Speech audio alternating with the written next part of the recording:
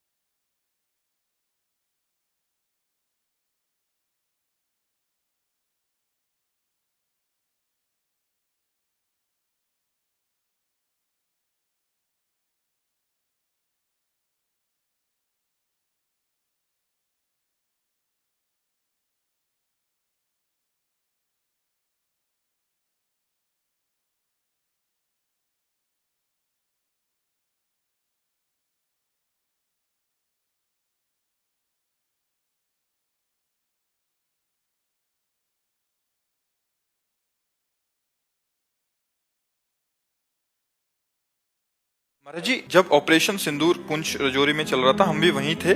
महाराज जी, मुझे आभास हुआ कि ऐसा लगा आप बगल में ही हैं। वो अनुभव अद्भुत था महाराज जी। मैं अब पूरा आपको जान तो नहीं पाया हूँ, बट महाराज जी मेरा सवाल है कि आप किस रूप में, कैसे हम सैनिकों के साथ हर पल। हमारा हृदय बहुत भारत के सैनिकों को प्यार करता है। जैसे हम अपने जीवन में कष्ट सहा कोई जानता तो नहीं ना, ऐसे हमें सैनिकों से जब हम चित्त जोड़ते हैं तो उनके कष्ट को जानते हैं। जब वो छुट्टी से अपने परिवार से विलग होकर जाते हैं और बच्चे अंगुली पकड़ करके पापा कहते हैं, तो दोबारा लौट करके उनको आना होगा कि नहीं आना होगा इसका कोई भरोसा नहीं है कि दोबारा लौट करके आएंगे कि नहीं आएंगे। पहला परिवार की ममता और प्यार का त्याग, दूसरा शरीर सुख का त्याग, जहाँ भी तैनात कर दो वहाँ तैनात, तीसरा प्राणों के मोह का त्याग, चाहे अभी छाती पे गोली लगे चाहे मस्तक पे गोली लगे, हम अपने देश के लिए बलिदान के। तो हम सबका आदर करते हैं, लेकिन सबसे ज्यादा आदर, कहीं भी हमें आर्मी का खड़ा दिखाई दिया उसको दुपट्टा पहनाओ, उसको सम्मान करो। हमारे भारतवासियों को चाहिए कि हमारे जो राष्ट्र के सैनिक हैं इनका सम्मान करो, क्योंकि इन्हीं के बल से हम सुरक्षित बैठे हैं। अगर इनका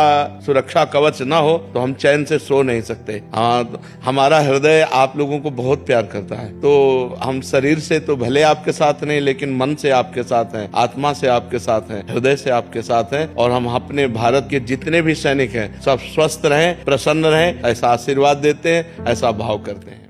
कभी पापा ने डांट दिए तो आगे से बात नहीं हो पाता उनसे, फिर नहीं, पापा है पहले दिमाग में विराजमान करो कि वो हमारे पिता हैं।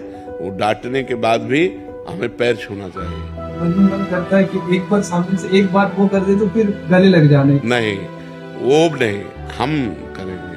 वो हमारे पापा हैं, वो हमसे बात ना करें तो हम उनको घेर करके उनके चरण छुएंगे, बार बार उनसे विनय करेंगे, हमसे गलती हो गई। ना गलती हो और बड़े जन डांट रहे हो तो भी अपनी गलती स्वीकार करना चाहिए। जैसे दोस्त में भी जैसे कोई बहुत कुछ जानता है, मेरे को सीखने का मन है, बट कुछ अनबन हो गया तो उससे आगे से अप्रोच नहीं करता। बहुत छोटी छोटी बातें, ये सब ठीक हो जाएंगी। नाम जप करो। नाम जप करते हो? नहीं, अच्छे से करो, काउंटर ले लो और उसमें संख्या सहित नाम जप करो। 20,000, 50,000, 1,00,000 ऐसे नाम जप करो। आज ले लेना काउंटर और नाम जप करो उससे, ठीक है? मैं आपसे जानना चाहता हूँ कि शास्त्रों के अनुसार विवाह की संपूर्ण विधि क्या है? जो पंडित विवाह कराते हैं ना, ये प्रश्न तुमको वहां करने हमारे नहीं हुआ तो हम क्या बताएं?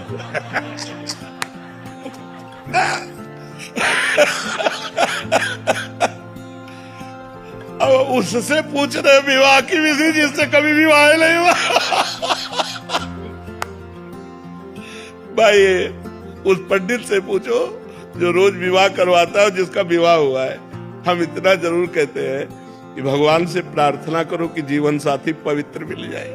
ऐसे कलिकाल में जीवन साथी पवित्र मिलना बड़ा कठिन हो रहा है। संसार समुद्र से भगवान बचाए, वही बड़ा विचित्र संसार से तो बचा। ना तो हमको इसका आदि का ज्ञान है और ना हमने कभी पंडिताई कराई है। वेदांत, भक्ति योग, अष्टांग योग, कर्म योग, यही बातें जानते, ज्यादा हमें पांडित्य का तो ज्ञान है नहीं। अब जिस विषय को हम जानते नहीं उस विषय को क्या हम वर्णन करें?